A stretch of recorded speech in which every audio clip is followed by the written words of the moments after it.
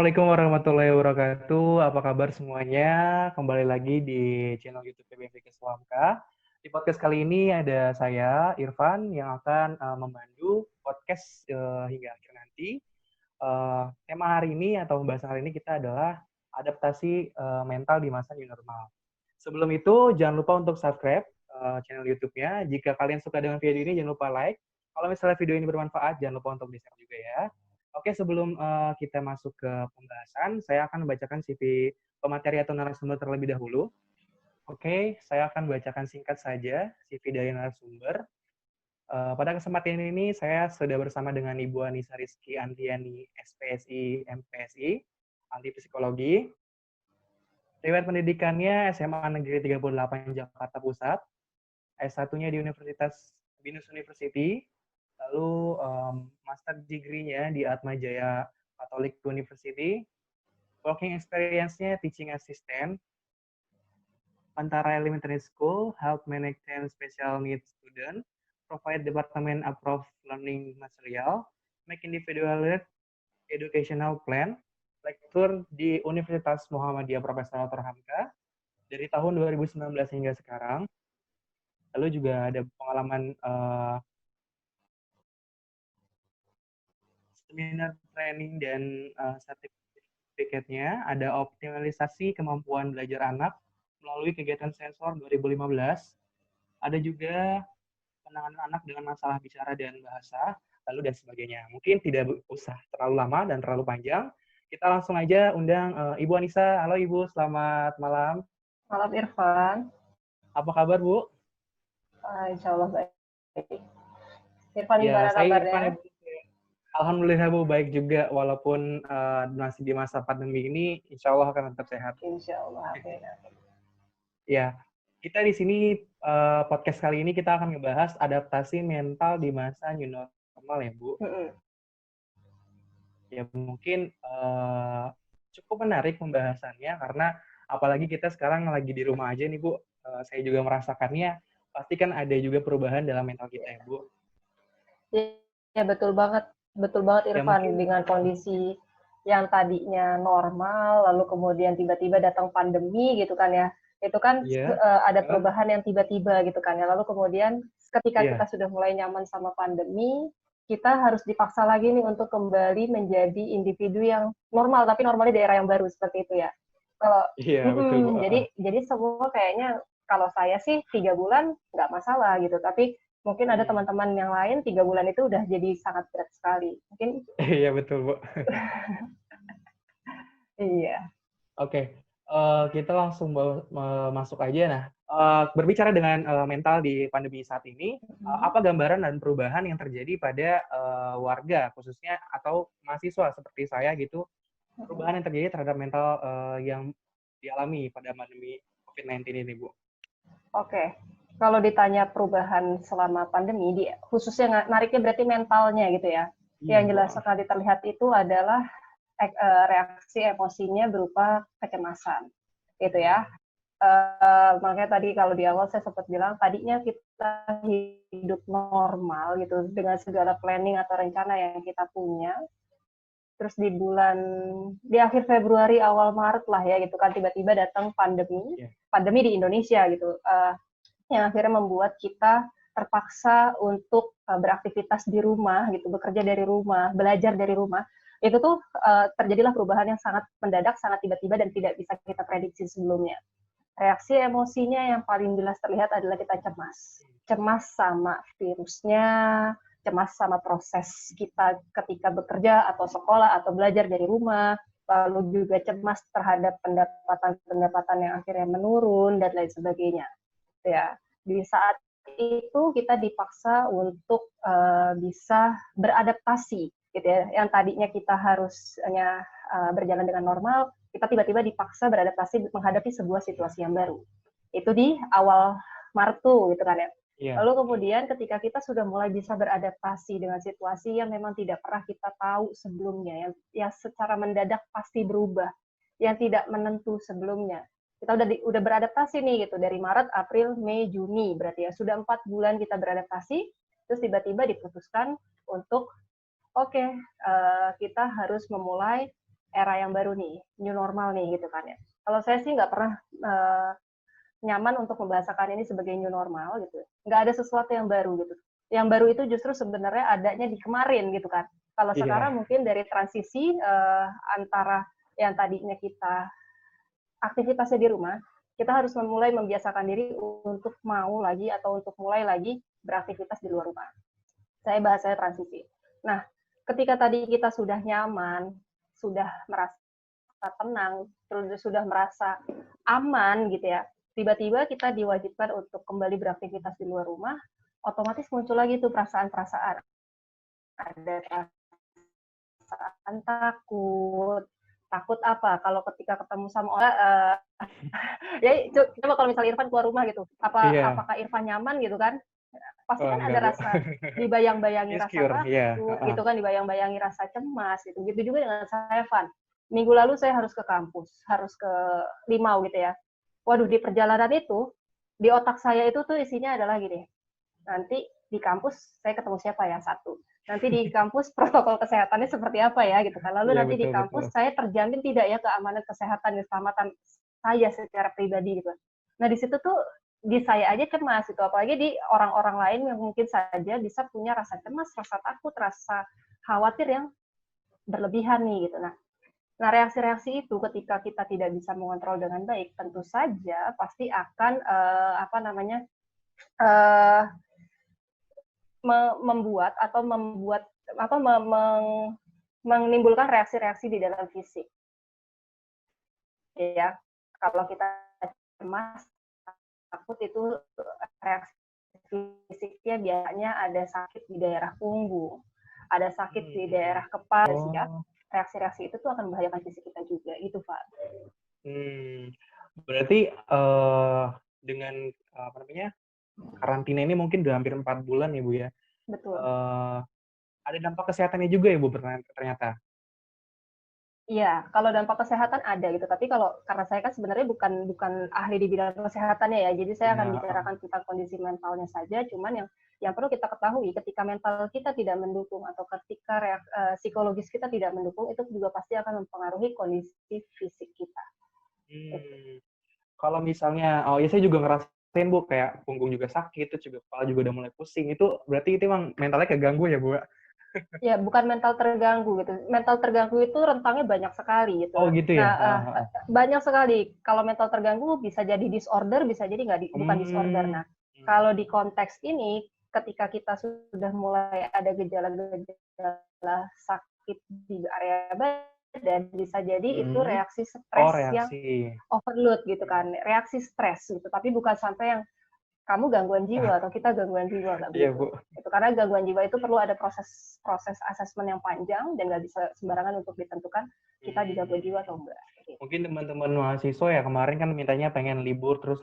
Sekarang saking dikasihnya libur itu benar-benar libur sangat ya Bu. Dan Betul. itu bikin apa ya? Saya juga merasakan gitu kuliah online itu memang ada nilai negatifnya tadi kayak kita juga jadi stres atau istilahnya tidak ada suasana baru gitu, tidak ada butuh apa Betul. refreshingnya gitu ya Bu. Betul. Bahkan Irfan kan saya juga selama pandemi ini berpraktik ya Irfan ya. Ketika saya berpraktik, kebetulan saya juga prakteknya di sekolah gitu. Saya adalah psikolog pendidikan gitu, jadi lingkupnya adalah orang tua murid gitu. Ketika saya berpraktik, saya menemukan banyak sekali orang tua yang datang ke saya. Keluhannya adalah mereka itu merasa capek, mereka merasa lelah gitu kan. Kenapa gitu kan? Kenapa? Pertanyaannya kenapa gitu? Kenapa ya? Kok ya aktivitas sama anak-anaknya kok capek gitu kan? Setelah ditelusuri, ternyata hampir 80% dari klien saya yang datang ke saya itu mereka mengeluhkan bahwa anak-anaknya susah diatur, anak-anaknya terlalu banyak PR dan lain sebagainya, dan bahkan ada klien sayanya, berarti anaknya gitu ya, ketika sekolah dia dikasih 42 assignment. Irfan pernah nggak sekolah dikasih 42 assignment dalam 1 minggu? Belum pernah Usia sih kelas Bu. 5 SD. Belum pernah. Itu tuh yang bikin kita tuh jadinya menegang gitu kan. Maksudnya kita tidak bisa mengontrol segala sesuatunya. Itu kan sesuatu yang tiba-tiba kita nggak pernah bisa prediksi sebelumnya. Itu tuh yang kayak gitu tuh yang harus kita perhatikan dan kita waspadai. Seperti itu, Pak. Iya benar banget sih, kayak saya juga kan punya kakak ya, jadi kayak setiap main ke rumah kakak tuh kadang sering ngeluh, udah kerjaan rumah banyak, terus juga ngebantu anaknya ini segala macam. Jadi apa namanya, orang tua tuh ngeluh bukannya jadi enak tapi ngeluh, tapi ya bagusnya kan memang ada pendekatan orang tua juga. Cuma Betul. nilai negatifnya adalah jadi kerjaannya jadi double ya Bu. Betul. Iya sih. Ya saya juga ngerasain sih. Kebetulan saya belum berkeluarga, cuman kondisinya gitu, saya harus mengajar di UHAMKA gitu, di Fakultas Psikologi UHAMKA. Lalu kemudian saya juga harus berpraktik gitu ya. Lalu kemudian coba dibayangkan itu baru saya aja sudah capek. Apalagi kalau misalnya orang-orang yang sudah punya anak, anaknya masih usia kecil-kecil atau mungkin yang memang banyak anggota keluarga lainnya gitu, itu pasti kebayang banget harus ngurusin rumah, harus ngurusin anak-anaknya, harus ngurusin kerjaannya, harus ngurusin anaknya, PR anaknya, dan lain sebagainya. Itu stres banget loh, Pak. Iya Bu, betul. Itu stres banget gitu. Iya, terus kita lanjut, kira-kira ini apa saja ya Bu, faktor-faktor yang mempengaruhi nih, apa namanya, perubahan-perubahan mental atau perubahan-perubahan dari psikis kita di masa new normal ini Bu? Oke, sebenarnya banyak banget sih kalau ditanya faktor, cuman kita bisa kerucutin jadi dua hal gitu. Ada Dua faktor-faktor, hal, yang pertama faktor yang asalnya dari diri kita sendiri. Ya, internal faktor ya yang Bu? dari diri kita sendiri itu kaitannya sama kondisi kesehatan kita biasanya. Ya, kaitan stres gitu ya, biasanya kayak kondisi rentan terhadap serangan-serangan penyakit itu bisa jadi stresor tersendiri, atau bisa juga terkait dengan usia gitu ya. ketika Iya, ketika kita usianya masih tidak terlalu dibebani dengan pekerjaan-pekerjaan atau banyak faktor, kita pasti akan merasakan diri kita itu ya udah jalan aja gitu. Pernah nggak sih waktu Irfan kecil usia SD mungkin atau SMP, Irfan merasa stres yang nggak berlebihan? terlalu Bu, belum Nggak pernah malah, terlalu kan? belum pernah Nggak ya? terlalu kan? Iya, Karena memang beban hidup iya, anak-anak itu tidak jauh iya lebih besar betul daripada betul. orang tua gitu, sehingga itu usia pun juga bisa jadi salah satu stresor atau faktor di dalam diri kita sendiri. Lalu juga kemudian jenis kelamin, Pak. Oh jenis Laki-laki kelamin. dan perempuan itu punya kerentanan tersendiri nih terhadap stres gitu. Hmm, Tapi nggak semua laki-laki dinyatakan kuat atau nggak semua perempuan dinyatakan lemah. betul. Tergantung faktor-faktor apa maksudnya genetikanya seperti apa, lingkungan di rumahnya seperti apa, itu mempengaruhi juga. Lalu ditambah lagi ada temperamen atau kepribadiannya. Hmm, hmm, hmm. Apakah orang ini orang yang pendiam atau orang yang suka berbaur kepada lingkungan, atau mungkin orang yang kalau di dalam psikologi itu temperamen orang itu ada easy child, berarti orangnya itu gampang berbaur sama lingkungan. Ada yang hard itu berarti dia nggak bisa sama sekali untuk bergabung sama lingkungan, atau slow to warming up. Dia bisa bergabung di lingkungan, tapi dia lama tuh, butuh waktu yang panjang. Nah, itu juga ternyata bisa menjadi stresor nih gitu. Kalau dikaitin sama new normal, itu pasti bisa banget sih. Ya, utamanya terkait dengan temperamen dan kepribadian. Gitu. Ada orang yang kalau misalnya dikasih tahu new normal itu ada protokol A, B, C, D, F, G. Kalau untuk yang easy child pasti dengan gampang, atau yang easy gitu ya, yang karakternya easy itu berarti dia akan gampang ngikutin aturan-aturan yang sudah ditetapkan oleh pemerintah. Dia pasti akan dengan mudahnya mematuhi protokol-protokol kesehatan yang sudah ditetapkan sama pemerintah. Tapi untuk yang hard, dia pasti akan bertanya-tanya dulu, Hmm.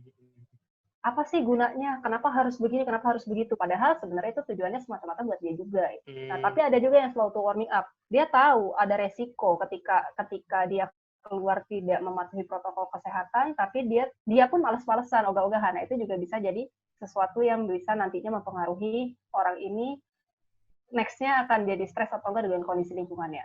Itu dari diri sendiri. Hmm. Yang kedua ada dari lingkungan, Pak. Lingkungan Lingkungan. itu kaitannya sama keluarga.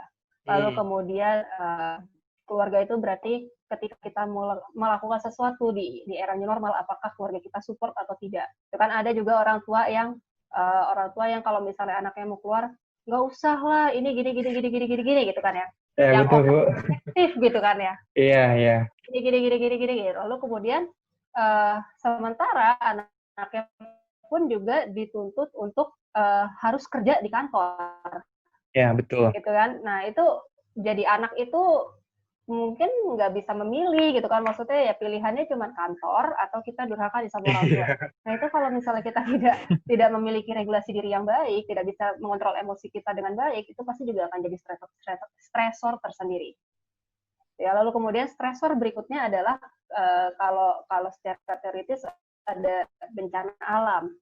Pandemi itu juga jadi salah satu stresor ya, tapi kalau di konteks new normal berarti jumlah pasien yang dinyatakan positif atau pasien yang dinyatakan meninggal, pasien yang dinyatakan sembuh itu mungkin juga jadi bisa jadi salah satu faktor stresor seseorang ketika menghadapi new normal, gitu ya. Itu nanti kaitannya sama apa, gitu kan, rasa ketakutan, kalau keluar nyentuh ini, ntar gimana, ini gimana, seperti itu. Lalu kemudian dari lingkungan sekitarnya, kitanya udah pakai masker nih, kita sudah mematuhi protokol kesehatan. Tahu-taunya kita ada di lingkungan yang nggak peduli tuh sama kayak gitu. Iya. Gitu ya, gitu Ya, ada betul, gitu. Bu. Ada ya, pasti ada. Gitu ya, kitanya kayak saya deh gitu kan, kayaknya sekitar 2 minggu yang lalu saya pergi keluar gitu, terpaksa pergi keluar untuk mencari bahan makanan gitu. Saya sudah pakai masker, lalu kemudian saya sudah memakai jaket, terus berusaha untuk menutup badan gitu, sebisa mungkin lah untuk tidak bersentuhan sama orang lain. Ada orang yang dengan enaknya batuk bersin di depan saya. Ya gitu kan, jadi gimana ya gitu kan, jadinya kitanya juga mau marah kok ya aneh gitu kan, itu kan jadi stresor tersendiri kan, mau marah kok aneh, tapi kalau nggak marah kok takut gitu. Nah itu tuh perlu jadi itu bisa jadi salah satu faktor atau stresor yang ada di dalam proses kita menghadapi new normal nanti. Dan terakhir adalah stres. Stresnya terhadap pekerjaan, terhadap tugas-tugas kuliah, terhadap tuntutan-tuntutan lingkungan, itu pun juga bisa jadi salah satu faktor-faktor yang membuat kita nantinya nggak struggling nih ketika menghadapi new normal nanti, seperti itu. Berarti dari dua faktor ini tuh masing-masing butuh dukungan ya, Bu ya? Yang pertama kan dari diri sendiri, berarti kita harus memotivasi diri sendiri, ayo dong kita harus tetap kuat, tetap semangat. Betul. Terus juga dari lingkungan juga pastinya mungkin yang lebih dekat adalah orang tua dan keluarga ya. Berarti, betul. Apalagi kita yang WFA, yang learning from home itu kan pasti mereka butuh support yang banyak biar semangat lagi, karena kan istilahnya tugas itu banyak, Betul. kerjaan juga banyak. Dan yang perlu kita ingat, Van, ketika faktor dari diri sendiri sudah bagus tapi lingkungan nggak bagus, itu nggak akan balance. Oh, berarti jadi harus dua-duanya balance. Harus dua-duanya balance gitu, supaya kita bisa dikatakan sehat secara mental, gitu ya. Terus saya mau tanya lagi nih, Bu. Ya. Kan mungkin kita berbicara tentang tipe orang yang aktif dan pasif ya, Bu ya. Nah, biasanya dia kan di keadaan sebelum pandemik ini, mereka yang aktif biasanya bergerak sana sini, terus juga punya kegiatan banyak. Terus yang pasif ya biasalah pendiam atau tertutup. Nah, itu ada perubahan yang signifikan nggak sih, Bu, yang dari tadinya orang itu aktif nih, tapi selama pandemi dia dituntut untuk ya udah diam aja di rumah. Apakah nanti akan ada penurunan sikapnya dia, misalnya dia jadinya tertutup, nanti yang pasif makin tertutup kah atau gimana tuh, Bu? Oke. Ngomongin individu aktif sama pasif ya, berarti kan sebenarnya kita lagi berbicara tentang kebiasaan dia dalam berinteraksi kepada lingkungannya, seperti itu. Iya, betul. Ya, atau gimana caranya dia beraktivitas kesehariannya gitu. Sebenarnya kalau misalnya kita tahu strategi-strategi apa saja sih yang bisa kita lakukan untuk bisa tetap jadi kita apa adanya gitu, itu nggak akan merubah kita sama sekali. Dan bukan berarti ketika pandemi itu kita menghalangi aktivitas semuanya. Ya, betul, Bu. Betul. Gitu ya. Saya keseharian gitu, tanpa pandemi, saya bisa dihitung nih kalau di rumah tuh cuma berapa hari. Gitu ya. Tapi selama ada pandemi ya tetap aja saya bisa ibaratnya kalau bahasa Jawa tuh leyeh-leyeh, apa bisa ongkang-ongkang kaki, bisa santai-santai gitu kan ya. Itu hitungan jari juga. Jadi tergantung kitanya tuh mau menyikapi pandemi ini seperti apa gitu. Tapi kalau saya sih alhamdulillah ya, Bu, selama saya pandemi ini nih nggak tahu kenapa saya jadi lebih kreatif gitu loh, Bu. Jadi saya lebih kayaknya gue hari besok nih mau ngapain ya, harus ada kegiatan gitu yang biar saya tuh takut, saya tuh pusing, saya stres. Jadi saya paling ya entah itu menggambar kan, entah itu misalnya ngetik-ngetik puisi atau gimana, intinya saya dituntut buat kreatif aja gitu ya, Bu. Nah sebenarnya benar sih, Van, apa maksudnya kan yang namanya manusia Kenapa manusia dibedakan sama makhluk-makhluk lainnya itu karena manusia itu diberikan akal untuk bisa beradaptasi. Iya. Gitu ya, beradaptasi sama bisa jadi masalah, bisa jadi sebuah kondisi, bisa jadi sama sebuah situasi dan lain sebagainya gitu. Nah, akal kita itu termasuk kayak Irfan jadi lebih kreatif, jadi lebih bersemangat untuk bisa melakukan sesuatu yang di luar kebiasaan. Itu juga sebenarnya salah satu reaksi yang muncul dari diri Irfan untuk menghadapi kecemasan-kecemasan yang sebenarnya Irfan tidak sadari. Iya, betul. Gitu ya. Jadi Iya, betul, Bu. ketika kita gitu kan, ketika kita tahu nih, oh ya, gue suka gambar nih gitu. Saya suka gambar nih. Terus kemudian kayaknya gambar bisa membuat atau membantu kita jadi lebih tenang deh. Itu nggak apa-apa. Itu namanya coping stress. Gitu ya. Ada juga rekan saya, psikolog gitu ya. Tadinya keseharian itu dia berpraktik. Gitu. Terus tiba-tiba karena pandemi tempat praktiknya tutup. Kebetulan belum punya praktek sendiri gitu kan ya. Lalu kemudian tempat prakteknya tutup, pendapatan berkurang dong otomatis kan. Terus dia suka masak, tapi sebelumnya dia nggak pernah berhasil untuk membuat sebuah masakan. Dicobalah sama dia masakan, sekali berhasil, terus kedua kali berhasil, ketiga dia berani ngejual. Kan tandanya berarti dia bisa survive dengan cara yang berbeda. Ya, betul. Gitu ya. Ada juga yang memang mampu untuk kalau kayak adik saya tuh pendiam gitu kan ya. Terus ketika dia udah bosan sama sesuatu, dia beli puzzle. Ya, adik saya masih kuliah, S1 juga seperti kalian. Dia beli puzzle yang jumlah piecesnya itu lebih dari 1000. Ya, gitu kan. Dia bisa selesaikan hanya dalam waktu 4 jam. Wow. Lah, itu dia coping stress-nya. Kalau saya ngelihat itu, saya bosan, saya capek, saya pusing. Oh gitu. iya, Tapi betul. Itulah caranya gitu. Ada juga yang berkebun dan lain sebagainya. Itu jadi salah satu wajar sih menurut saya. Itu reaksi yang wajar untuk dilakukan untuk menghadapi stres. Ya, berarti kembali ke diri kita ya, Bu. Bagaimana kita menyikapinya. Kalau misalnya kita nggak bisa menyikapinya, ya udah kita istilahnya akan jatuh stres atau misalnya kita fisiknya akan lemah. Tapi kalau misalnya kita punya cara sendiri buat tidak jatuh stres, maka kita akan melakukan suatu hal yang belum pernah kita lakukan, yang istilahnya untuk kebaikan gitu ya, untuk nilai positif ya, Bu ya. Betul. Nah, biasanya nih Van, saya suka bilang sama klien saya, kalau misalnya saya mengadakan webinar, ada cara sederhana untuk mengetahui sebenarnya kita itu dalam kondisi stres atau enggak sih. Saya biasanya nyebutnya adalah 3P. 3P gitu ya. Kita bisa lihat dari pikiran kita. Yang pertama adalah pikiran. Kalau misalnya kita sedang stres, biasanya pikiran kita itu akan muncul pikiran-pikiran atau sesuatu hal yang isinya negatif semua. Ada orang ngasih makanan ke kita. Pikiran kita adalah, orang pasti ada maunya nih. Ada orang datang ke rumah, ini orang pasti ada butuhnya nih gitu. Itu kalau misalnya kita, itu yang pertama. Lalu kedua, kita bisa lihat atau identifikasi dari perasaan. Gitu ya, kalau perasaan itu berarti kalau tadi ada di kepala itu mikirnya yang jelek-jelek, berarti perasaannya pun juga rasanya negatif terus. Ada orang mau ngasih tahu dengan cara yang baik atau mungkin tiba-tiba nggak sengaja nadanya tinggi gitu. Pikirannya adalah, ini orang pasti nggak suka nih sama kita. Ini orang gitu kan ya. Itu yang kedua. Biasanya level yang paling mudah itu cuma di pikiran. Pikiran udah nggak bawa ke perasaan. Tapi kalau sudah sampai ke perasaan, berarti kita sudah punya 2 gejala stres. Ada di kepala sama di hati kita. Gitu ya. Lalu kemudian, yang ketiga ada perilaku. Perilaku ini udah level parahnya sih stres nih. Sudah sampai menyendiri, sudah sampai menyakiti orang lain mungkin, yang bisa jadi merugikan diri sendiri. Nah itu tuh kita harus aware tuh terhadap 3 hal itu, seperti itu Pak. Berarti itu termasuk gejala stres juga ya Bu ya?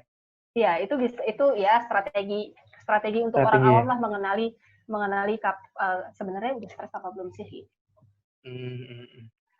Oke, selanjutnya, bagaimana sih Bu cara kita identifikasi nih kalau misalnya diri kita itu udah mulai ada perubahan-perubahan atau udah mulai istilahnya menuju ke yang dikatakan stres itu. Itu bagaimana cara identifikasinya itu Bu? Oke, Van. tadi kan saya sudah kasih 3P gitu ya. 3P itu tadi berarti kita lagi ngenalin bahwa sebenarnya sudah ada terjadi sesuatu. Nah, ketika kamu sudah atau kita sudah melihat di salah satu P ini muncul, berarti yang perlu kita ketahui itu pertama kali adalah kita cari tahu dulu gejala stresnya apa. Berarti tadi ada di pikiran kah, ada di perasaan kah, atau sudah sampai ke perilaku. Gitu ya. Ketika itu sudah, kita identifikasi lagi sumber stresnya dari mana. Kalau mahasiswa nih sumber stresnya adalah biasa dikasih tugas banyak-banyak, deadline-nya mepet-mepet gitu kan ya. Betul. Nah, itu kalau mahasiswa. Kalau saya sebagai dosen atau jadi psikolog, ada deadline laporan atau deadline yang koreksian gitu itu banyak banget. Nah, sebenarnya kita harus cari tahu nih sumber stresnya itu apa, tugasnya kah, waktunya kah, atau apanya. Gitu ya. Karena kan nggak semua orang yang dikasih tugas banyak stres, ada yang senang-senang aja, gitu kan ya. Ada juga orang yang dikasih tugas cuma dikit doang dikasih tugasnya, tahu-taunya juga stres. Jadi masalahnya di mana gitu kan? Iya, itu betul. Perlu dicari tahu. Gitu. Lalu kemudian terapkan 4A. 4A. 4A. Yang pertama adalah kita avoid the stress, the stressor ya, avoid the stressor. Artinya kita mencoba untuk menghindari, tadi kita udah identifikasi sumber-sumber stresnya, kita coba hindari apa sih yang menjadi sumber stres kita. Kalau tadi masalahnya waktu, berarti kita coba stop dulu nih, berarti kemungkinan ada kebanyakan tugas atau yang mana waktunya kurang dan lain sebagainya, itu kita identifikasi. Kalau seandainya ternyata kebanyakan tugas, berarti kita coba ambil jeda dulu, kita coba berpikir secara tenang dulu, kira-kira mana yang harus dikerjain duluan sama yang nanti dia belakangan. Yang wajib yang maksudnya masih bisa dikerjakan belakangan, berarti itu yang kita hindari dulu. Kita fokus sama yang di awal dulu, yang jadi prioritas. Lalu kemudian ketika kita sudah tahu gitu kan, atau mungkin bisa jadi itu kan dari waktu atau mungkin gara-gara ruangannya terlalu berisik, berarti kita hindari ruangan yang terlalu berisik, kita setting ruangan untuk jadi lebih tenang. Itu. Yang kedua, A-nya itu adalah alter stress. Sesuatu yang tadi tidak nyaman sama kita, kita coba ubah, lalu kemudian kita coba untuk bisa untuk jadi sesuatu yang sebenarnya bisa jadi modalitas kita. Gitu ya, masalah kita misalnya di waktu, berarti kita tadi coba identifikasi dulu mana yang jadi penting, mana yang nggak penting. Kita buat to-do list, mana yang bisa jadi prioritas, mana yang nggak bisa jadi prioritas. Gitu ya. Kita coba delegasikan mana yang bisa kita bagi ke orang lain, mana yang enggak. Kita coba hindarin yang mana yang nggak penting-penting banget sama enggak. Itu ada tuh tabel prioritasnya. Gitu ya. Kita berdasarkan penting sama mendesak. Itu ada. Mungkin nggak di sini saya bahasnya ya. Lalu kemudian ketika kita sudah coba untuk alter, kita sudah rubah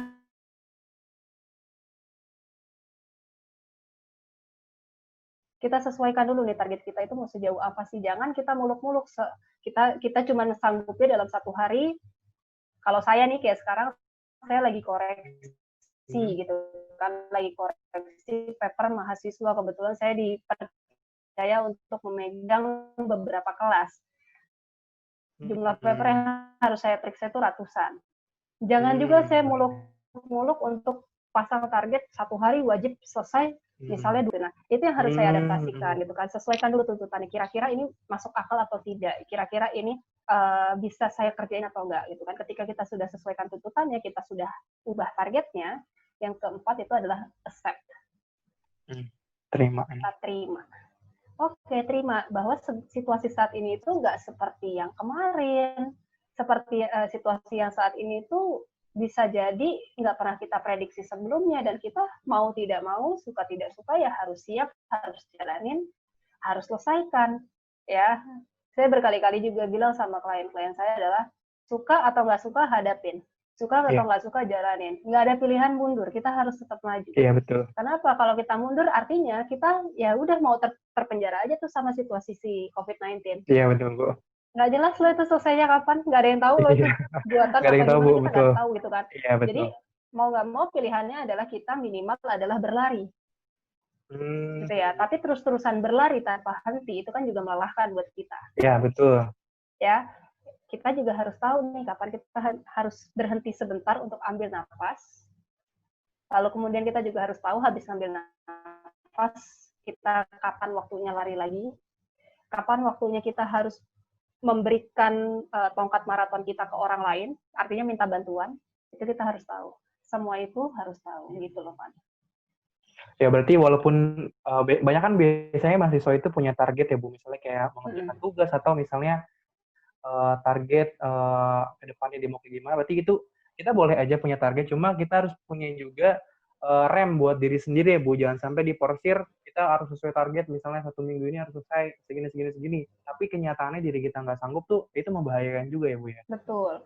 Biasanya yang terjadi sama mahasiswa kan suka dikasih tugas banyak banget, lalu kemudian dia Ya, secara betul. tidak sadar karena pengen ceritanya pengen aktif berorganisasi, pengen aktif untuk punya banyak teman, masuklah ke berbagai jenis organisasi yang ada di kampus. Gitu ya. Akhirnya dia lupa nih untuk bisa membagi dirinya, mana yang jadi penting sama yang sebenarnya nggak terlalu penting juga. Saya bukan bilang BEM itu nggak penting, BEM itu penting, tapi kan dibandingkan kuliah jauh lebih penting gitu kan. Sebagai mahasiswa, dulu saya juga waktu zaman-zamannya kayak kalian, pengennya tuh berorganisasi, pengennya punya banyak teman, pengennya aktif gitu kan ya, pengennya dikenal di kampus gitu. Cuman kita harus sadar lagi sih, itu yang jadi tugas pokok mahasiswa itu apa? Organisasinya atau kuliahnya. Gitu, sama aja kayak saya ketika saya sekarang ini kan saya berarti harus berpraktek sebagai psikolog dan juga saya harus mengajar. Nah, saya juga harus tahu nih kapan waktunya saya berpraktik, kapan saya waktunya untuk mengajar, gitu ya. Kalau konteks sekarang nih berarti saya sudah harus menempatkan diri saya itu bukan cuma sebagai dosen, tapi juga saya harus tahu kapasitas saya sebagai psikolog itu seperti apa. Itu yang harus kita kendalikan.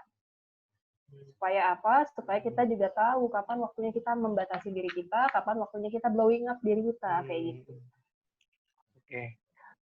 Mungkin pertanyaan yang terakhir ya Bu ya, karena waktunya juga mepet. Mungkin ini pertanyaan khusus untuk kita ya, saya dan teman-teman sebagai mahasiswa yang sekarang kita udah hampir mungkin bisa dibilang 1 semester ya Bu, besok udah mau UAS, itu benar-benar hanya di rumah aja gitu. Belajar by online yang kita pastinya pusing, stres segala macam. Mental mahasiswa ini, mental kita tetap sehat dan terjaga gitu. Tetap kita bisa melaksanakan kegiatan sehari-hari, kita juga bisa melaksanakan kuliah tetap sama seperti kuliah offline. Walaupun tadi udah dijelaskan ya, udah banyak banget cara-caranya. Cuma mungkin ada tambahan lagi nggak Bu tuh kira-kira caranya bagaimana? Caranya ya gimana gitu ya. Yang pertama mungkin kalian harus bisa mengelola waktu. Gitu ya. Jadi biasanya saya minta kepada mahasiswa-mahasiswa saya untuk membuat to-do list atau time schedule. Ya, jadwal tuh harian gitu kan. Pasang target-target kamu, lalu kemudian tentukan kira-kira kalau kamu nanti pada akhirnya selesai atau lulus apa mencapai target, kamu berhak mendapatkan reward apa. Ketika kamu tidak bisa mencapai, kamu harus tanda kutip menghukum diri kamu dengan apa. Kalau saya mereward diri saya dengan jalan nih ketika tugas-tugas saya sudah selesai. Tapi ketika tugas-tugas saya tidak selesai tepat waktunya, berarti hukumannya adalah saya menunda jalan-jalan dan wajib menyelesaikan tugas itu sampai selesai. Itu hukuman kan ya, secara tidak langsung. Lalu kemudian ada beberapa hal kalau misalnya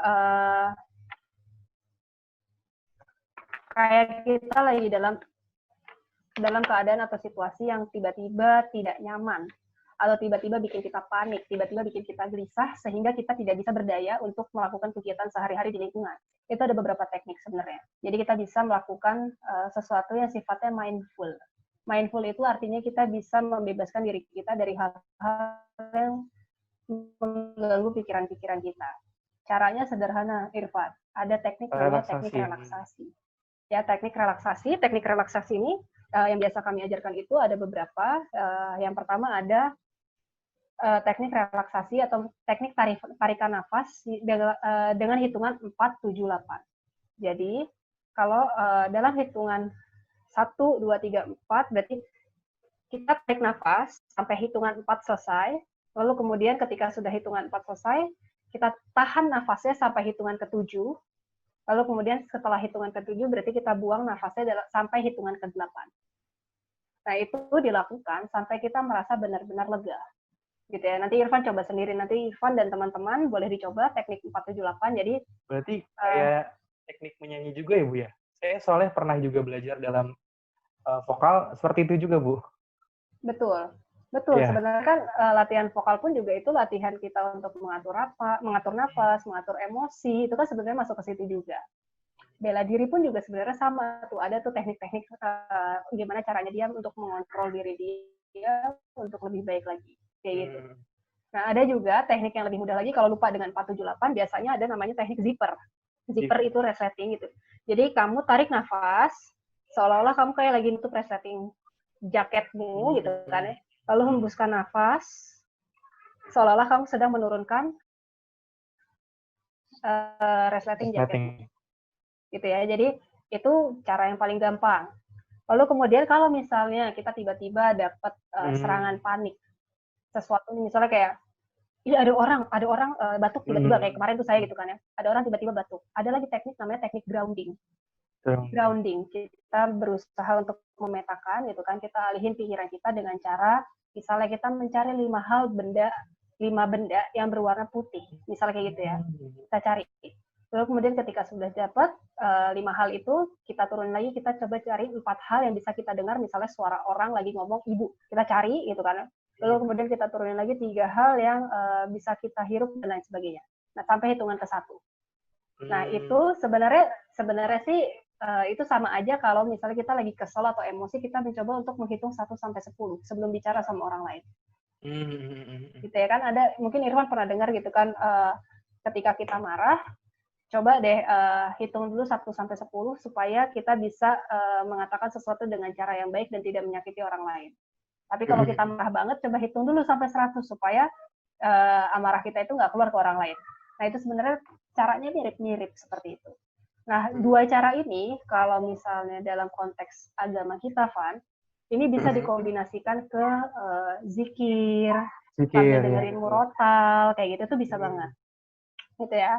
Lalu kemudian kalau saya itu suka makan, Van, gitu ya.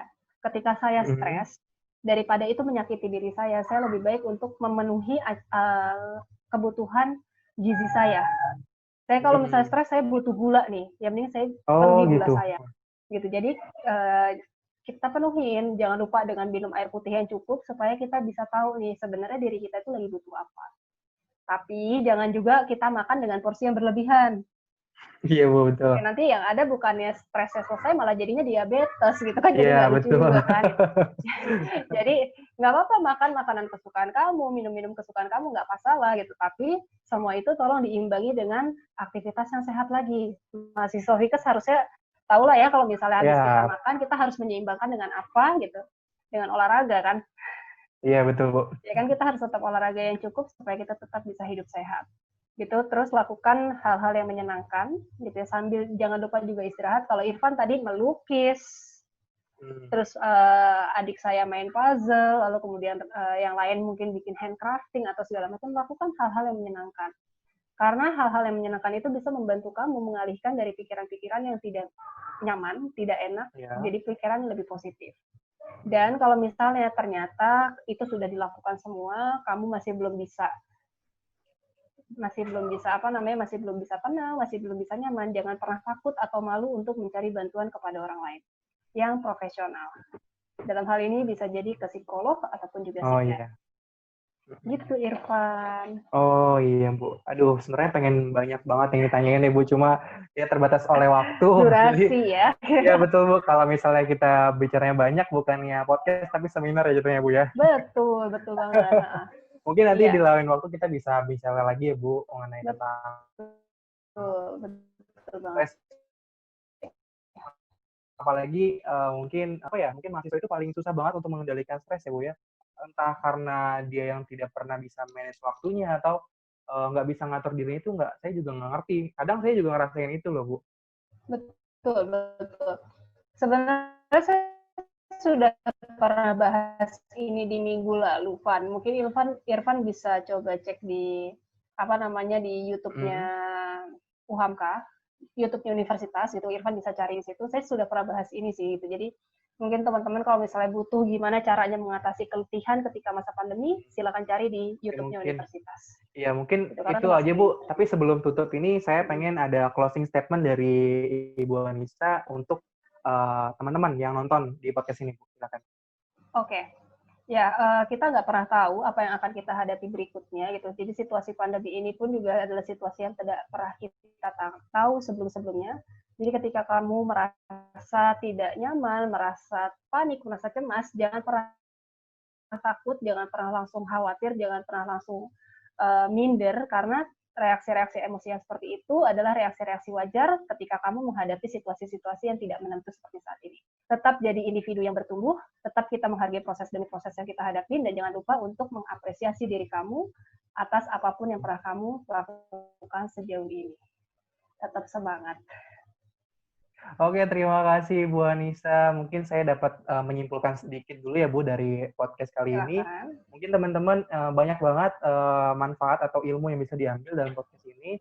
Kita juga bisa mengatur bagaimana cara kita menghadapi stres atau misalnya kita bagaimana caranya kita tidak sampai stres yang akut lah istilahnya. Dan kita dengan melakukan cara-cara tadi banyak sudah disebutkan sama Bu Anissa juga cara-caranya. Terus juga jangan lupa untuk apresiasi kepada diri sendiri. Hal sekecil apapun yang pernah kita lakukan itu adalah berkat diri sendiri dan itu wajib banget sih untuk diapresiasi karena tadi kan kita juga melihat ada faktor dari internal ya atau faktor dari diri sendiri yaitu adalah diri pribadi kita dan faktor eksternal juga dari lingkungan orang tua juga itu perlu. Oke, mungkin itu aja Ibu Anissa. Terima kasih banyak waktunya. Sangat bermanfaat sekali. Saya juga senang sekali bisa diajak di podcast ini dan apalagi bahasnya tuh tentang kesehatan mental yang kita tuh benar-benar lagi ngerasain banget gitu loh Bu di masa pandemi COVID-19 ini dan iya ini jadi apa ya pembelajaran terbaru sih mungkin saya tuh lebih ngebahas tuh kayak COVID-19 tuh apa sih terus pandemi itu kayak gimana sih tapi kita nggak pernah ngebahas mentalnya gitu loh Bu. Ya, makasih Irfan dan teman-teman yang sudah Ya, terima mengajak kasih saya. Bu. Semoga tetap sukses, Amin. baik di podcastnya dan kuliah. Amin. Oke, terima kasih Bu. Kali ini sampai di sini aja. Jangan lupa untuk di-like, di-komen, dan di-subscribe. Dan jangan lupa untuk tetap semangat. Assalamualaikum warahmatullahi wabarakatuh. Warahmatullahi wabarakatuh.